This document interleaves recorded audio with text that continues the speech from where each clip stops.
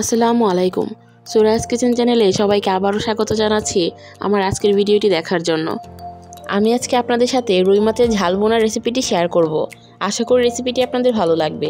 যদি ভালো লাগে তাহলে প্লিজ একটা লাইক দিয়ে পুরো ভিডিওটির সাথে থাকুন। আমি মাছগুলোকে ভেজে তারপরে রান্না করব।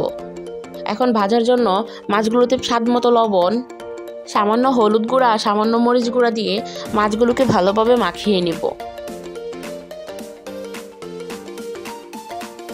মাছগুলোকে একটু সময় নিয়ে ভালোভাবে মাখিয়ে নিতে হবে যেন মাছে লবণ হলুদ ভালোভাবে লাগে।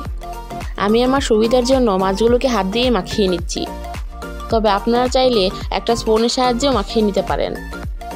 সবগুলো মাছে লবণ হলুদ মাখিয়ে নেওয়া হয়ে গিয়েছে। এখন চুলাতে একটা কড়াই বসিয়ে তাতে পরিমাণ মতো তেল দিয়ে দিব।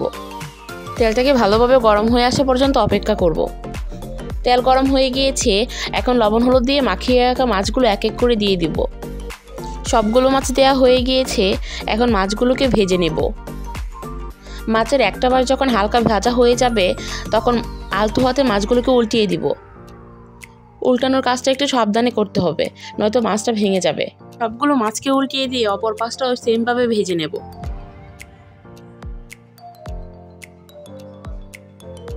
আমি এখানে মাছগুলোকে হালকা ভেজে নিচ্ছি, তবে আপনারা চাইলে কিন্তু একটু কড়া করেও ভেজে নিতে পারেন। দেখেন আমি সবগুলো মাছকে উল্টিয়ে পাল্টিয়ে ভেজে নিয়েছি। এখন আমি এক এক করে মাছগুলোকে উঠিয়ে নিব।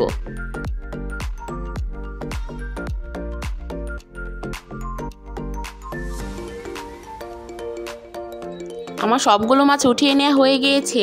এখন চুলাতে আরেকটা হাঁড়ি বসিয়ে তাতে পরিমাণ মতো তেল দিয়ে দিব। তেলটা গরম হয়ে এলে বেশি করে কেটে রাখা পেঁয়াজ কুচি দিয়ে দিব। 7-8টা কাঁচামরিচ ফালি করে দিয়ে দিব। এখন পেঁয়াজ আর মরিচটাকে তেলের সাথে ভেজে নেব। 1 মিনিটের মতো ভেজে নেওয়ার পর স্বাদ মতো লবণ দিয়ে দিব। এই পর্যায়ে লবণ দেওয়ার কারণে পেঁয়াজ আর মরিচটা খুব তাড়াতাড়ি সফট হয়ে আসবে। এখন আরও 1 মিনিটের মতো পেঁয়াজ মরিচগুলোকে ভেজে নেব। ভাজতে ভাজতে পেঁয়াজটা যখন কিছুটা সফট হয়ে আসবে তখন এখানে সামান্য পানি দিয়ে দিব। আমি সবসময় গুঁড়া মশলা দেওয়ার আগে সামান্য পানি দিয়ে তারপরে গুঁড়া মশলা দিই, এতে করে তরকারির কালারটা ঠিক থাকে আর মশলাটাও পড়ে যায় না। 1 চামচ হলুদ গুঁড়া, 1.5 চামচ মরিচ গুঁড়া, 1 চামচ জিরে গুঁড়া দিয়ে আবারও ভালোভাবে মিশিয়ে নেব। মিশিয়ে নেওয়া হয়ে গিয়েছে। এখন একটা ঢাকনা দিয়ে ঢেকে মশলাটাকে ভালোভাবে কষিয়ে নেব। 3 মিনিটের মতো ঢেকে কষিয়ে নিয়েছি। 3 মিনিট পর দেখেন মশলাটা ভালোভাবে কষানো হয়ে গিয়েছে। তেলটাও মশলার উপরে ভেসে উঠেছে। এখন আমি এক এক করে আগে থেকে ভেজে রাখা মাছগুলো দিয়ে দিব।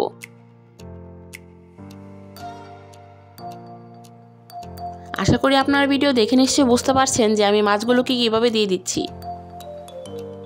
আমার সবগুলো মাছ দেওয়া হয়ে গিয়েছে। এখন দেশি 4টা টমেটো টুকরো করে দিয়ে দিব। এখন ঢাকনা দিয়ে রেখে চুলার আঁচটাকে মিডিয়ামে রেখে আরও 2 থেকে 3 মিনিটের মতো রান্না করে নেব। এখন ঢাকনা খুলে ঝোলের জন্য পানি দিয়ে দিব। এ পর্যায়ে মাছগুলোকে আমি আলতো হাতে নেড়েচেড়ে মিশিয়ে দিব। বেশি নাড়াচাড়া করা যাবে না, কেননা বেশি নাড়াচাড়া করলে মাছগুলো ভেঙে যাবে। আর টমেটোগুলোকে আমি টুকরো করে দিয়েছি, কারণ এভাবে দিলে টমেটো সিদ্ধ হবে ঠিকই, কিন্তু মেল্ট হয়ে যাবে না, আর এভাবে খেতেও অনেক ভালো লাগে।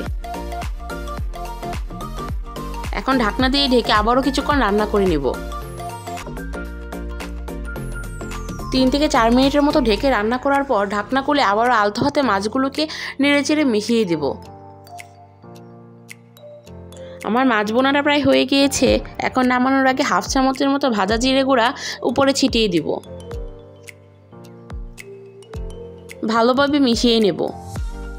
এখন ঢেকে আর 1 মিনিটের মতো রান্না করে নেব, যেন ভাজা জিরে গুঁড়ার ফ্লেভারটা মশলাতে ভালোভাবে আসে। আমার রান্নাটা হয়ে গিয়েছে, এখন নামিয়ে নিব। আশা করছি আপনারা আমার রেসিপিটি দেখে নিশ্চয়ই বুঝতে পারছেন আমার রেসিপিটি কতটা লোভনীয় হয়েছে। যতটা দেখতে লোভনীয় হয়েছে ততটাই কিন্তু খেতে মজা হয়েছে। শীতের দুপুরে এমন ঝাল ঝাল একটা মাছের বোনা হলে কিন্তু মন্দ হয় না। কি বলেন সবাই? সবাই ভালো থাকবেন। আল্লাহ হাফেজ।